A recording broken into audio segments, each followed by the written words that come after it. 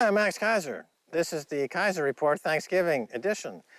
This is the show that almost every year now breaks up a lot of families because they sit down to a nice turkey and, pumpkin pie and they get chatting and someone reveals that they watched the Kaiser Report. Then somebody else says, oh my God, I can't believe it. I'm never going to talk to you again, never come to my home ever again, and no more pumpkin pie for you.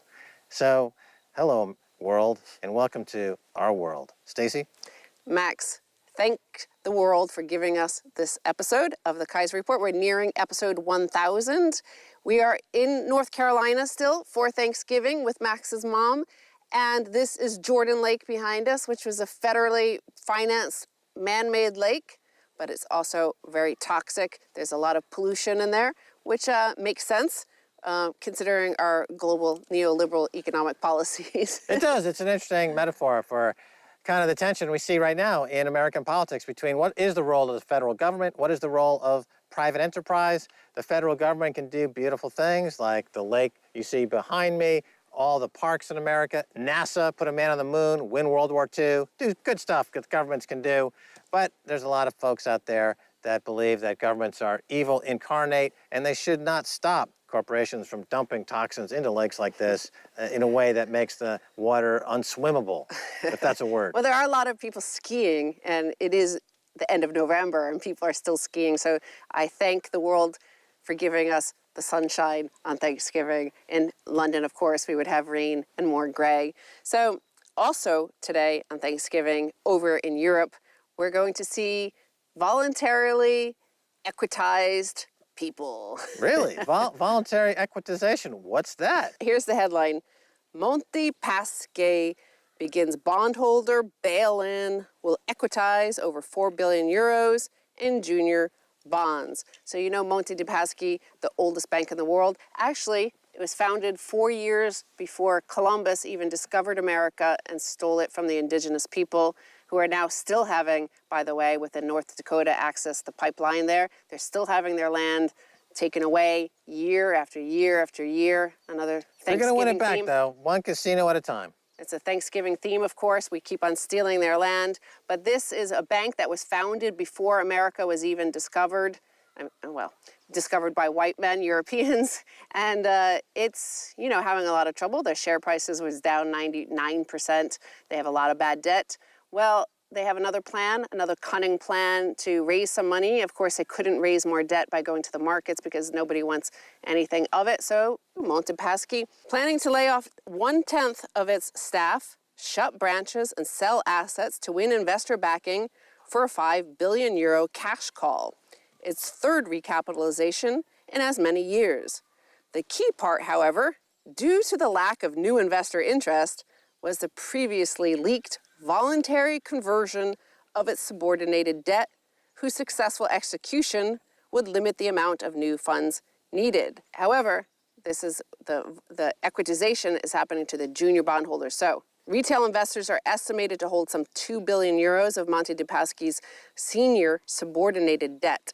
As Reuters reported last month, small investors could be excluded from the conversion, as involving them makes it necessary to publish a prospectus, delaying the offer's launch.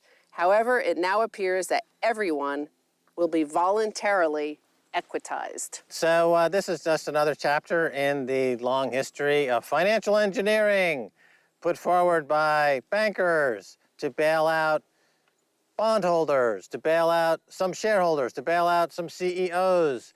And over the past 30 to 35 years, they've been able to do this against a falling interest rate environment. Under Ronald Reagan, interest rates were at 20%. Now they're 2%. That means that every time you need to refinance a bank or refinance some catastrophe in the economy somewhere, you can extend and pretend. You simply repackage all the garbage, refloat it, and you do it at a lower coupon rate, but higher terms, or some coupon rate or interest rate that's appealing to this global pool of capital. Remember, there's trillions of dollars that's sitting on the sidelines because banks are not lending, because they are zombie banks that are technically insolvent. So all the money printing that goes on in the central banks ends up just rolling over their zombie debt. But so what happens is you have these pools of capital sitting stagnant on balance sheets, not being lent out, not creating growth in the economy necessary to create the tax revenues to pay down any debt.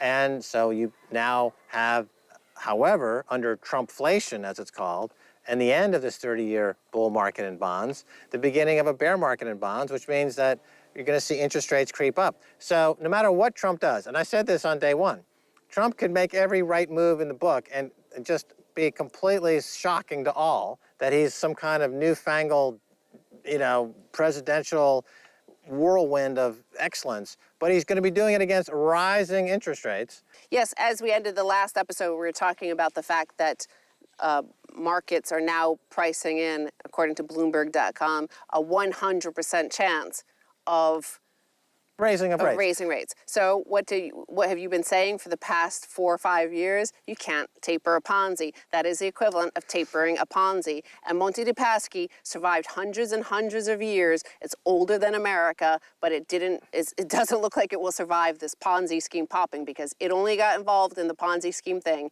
It was so prudent and rational for the hundreds of years, and then it decided to get involved in all these derivatives and all this debt and all this leverage, and now after it's going to die along with America. Right, the way they sell these things, they say, would you rather have a percentage of something or 100% of nothing, right? So they come to the bondholders or the equity holders and they say, look, this is about to go belly up. We're going to refinance. We'll give you a piece of the reconstructed financialization of this bank. You get a percentage of something, and that something might be worth something someday.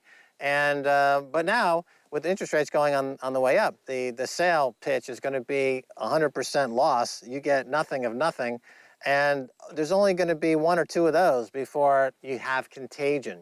In other words, if this bank is not recapitalized in a way that the market finds satisfactory, then they're going to start looking at other banks' balance sheets and marking to market their assets and saying, maybe this is a bigger problem than we thought. Then the 2008 crisis, remembered, it started in France. I believe BNP they did a mark-to-market analysis of a portfolio of securities. Oh, yes. And they said, oh, my God, this portfolio of securities is not worth, 100 cents on the dollar. It's worth 60 cents on the dollar. And that was a one security deal that they re-rated as a much lower rating. But then every banker in the world said, wait a minute, if that's not worth 100 cents on the dollar, it's only worth 60 cents on the dollar, then these other trillions of dollars worth of securities are also negatively impacted by the similar percentage point. Therefore, the global economy is technically insolvent. There's no liquidity, suddenly dried up in the credit freeze of 2008, and we had the global financial crisis.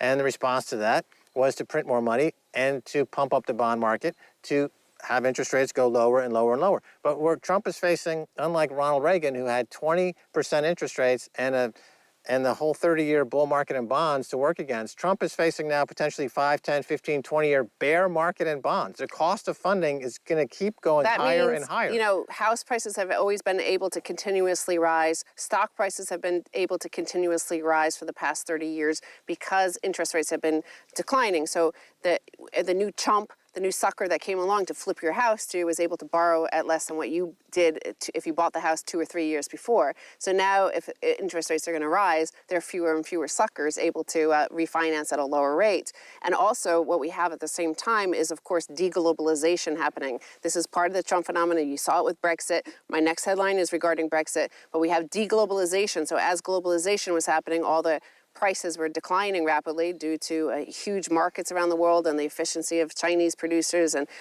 billions of workers there available in China. So now we have deglobalization happening, and of course prices are going to rise as part of that. Your domestic economy, however, might get stronger. Here's the next headline regarding Brexit, which is part of this deglobalization and forced equitization, basically turning your debt into equity in your own nation.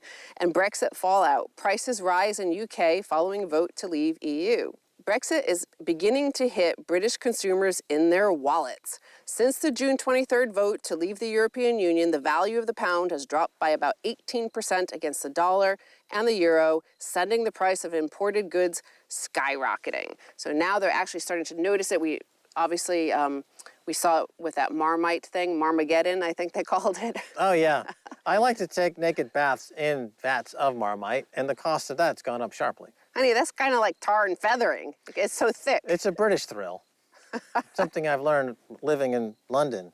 You know, it's all very yeasty. So, of course, we know that Apple raised their prices on the iPhones, iPads, and MacBooks for British consumers. They increased them by 20%. So in the UK, for example, a MacBook cost, the base price is $12.99 in the US versus $1575 in Europe, in the UK, because of the pound.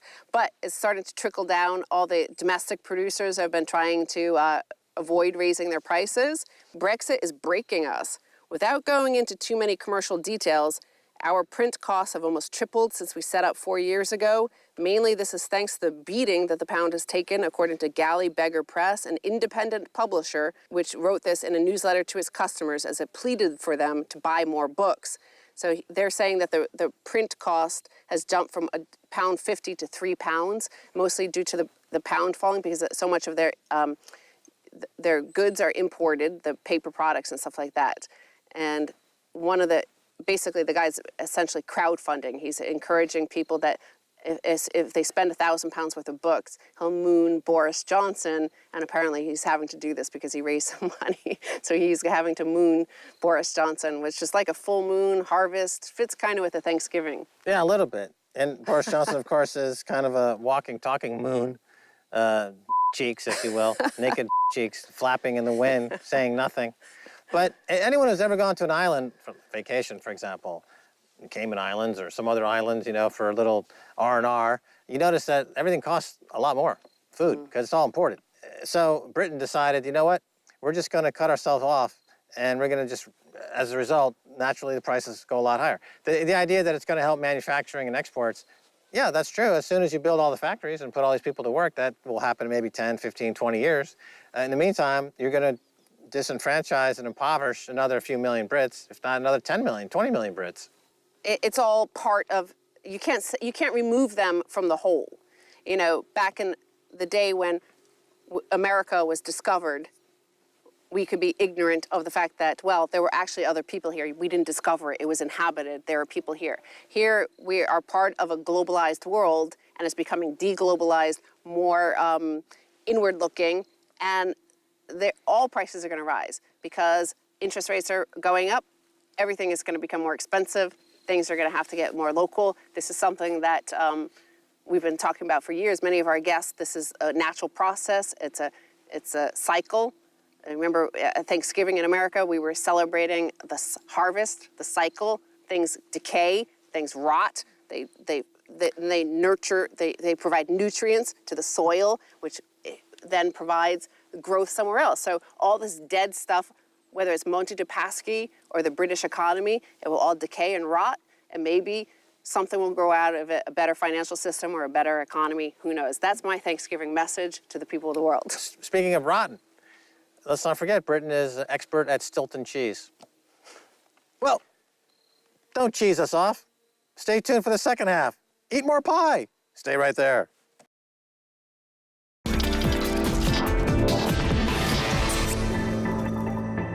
Welcome back to the Kaiser Report. I'm Max Kaiser. Time to return now to Randy Voller, former DNC chairman right here in North Carolina. Randy, welcome back.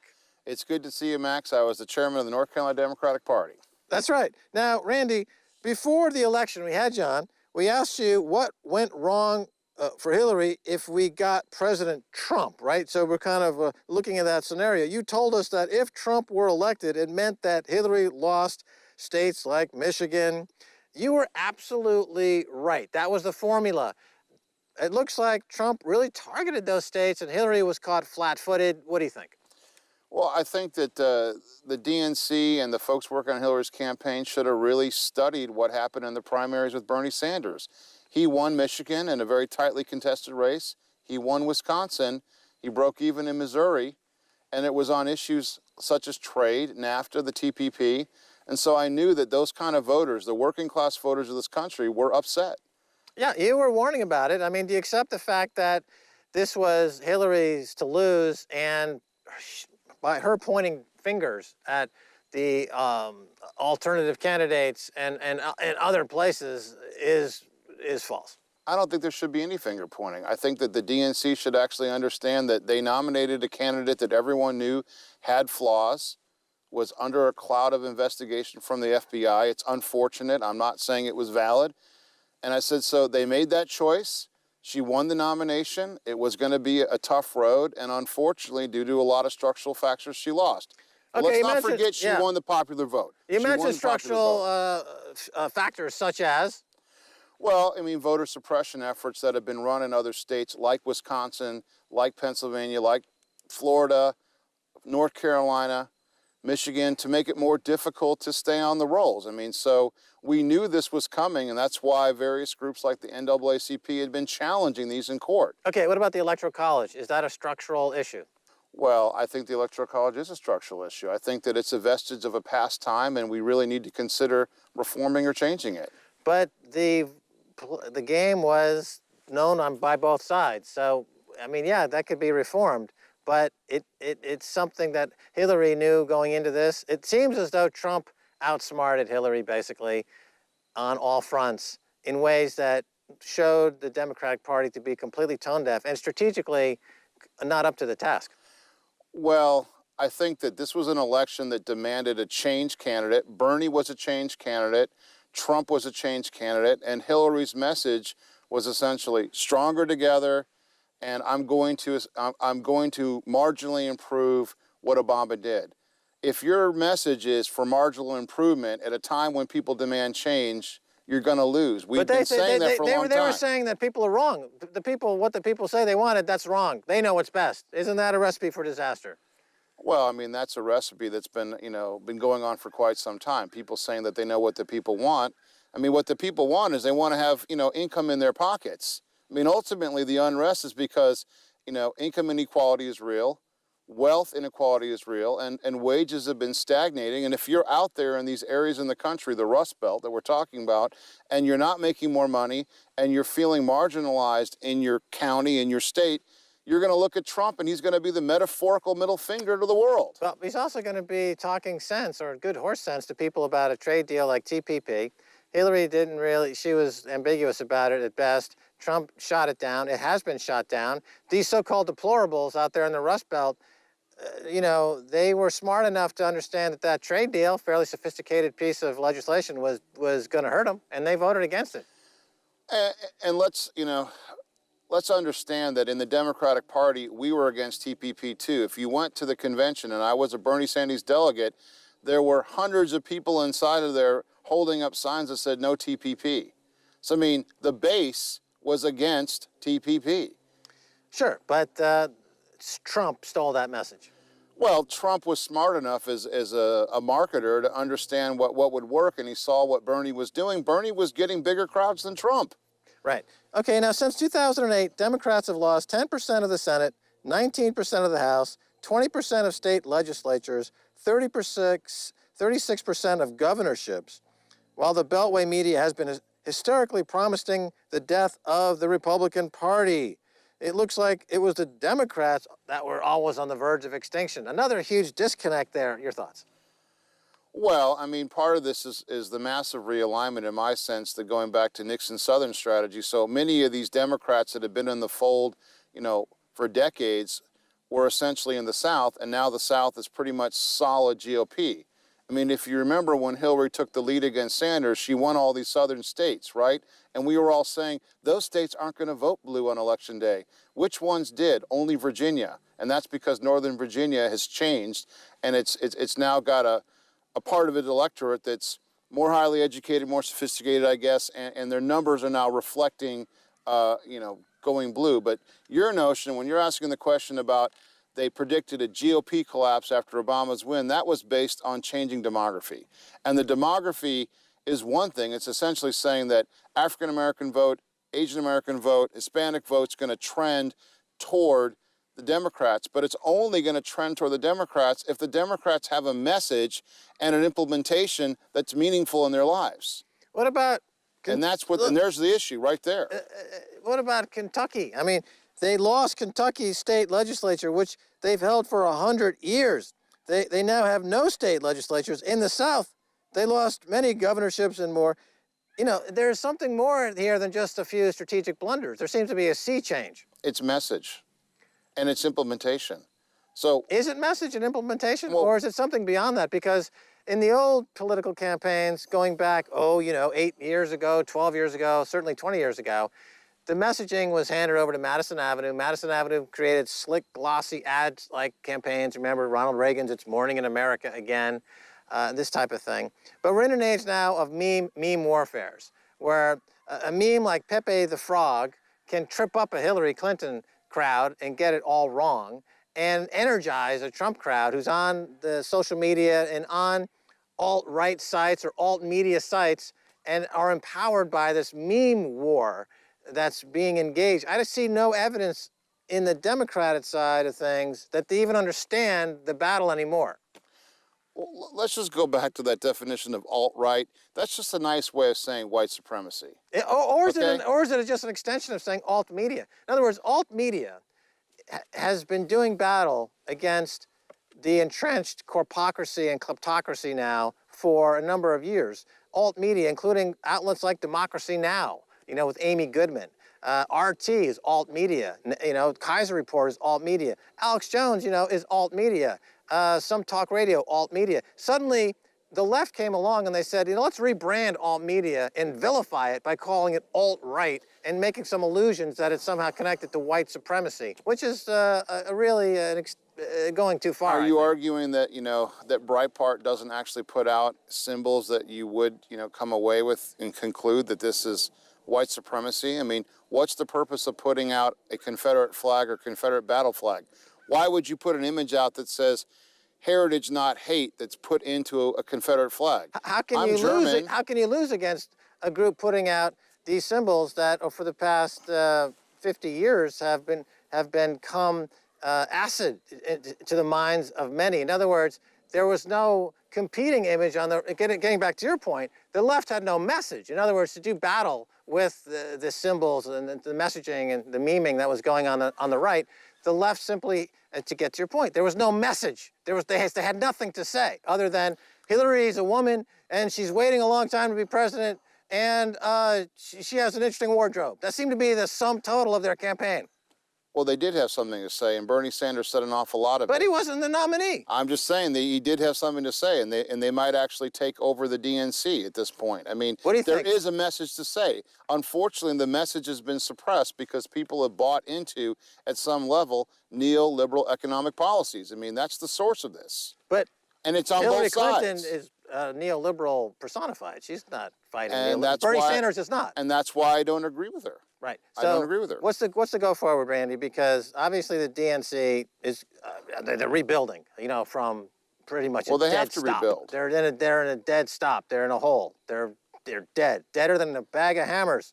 Where do they go from here? I mean, look, first of all, they have to stop taking all this money and focusing it on presidential campaigns or senatorial campaigns. The money needs to be invested in their state political parties and their county parties.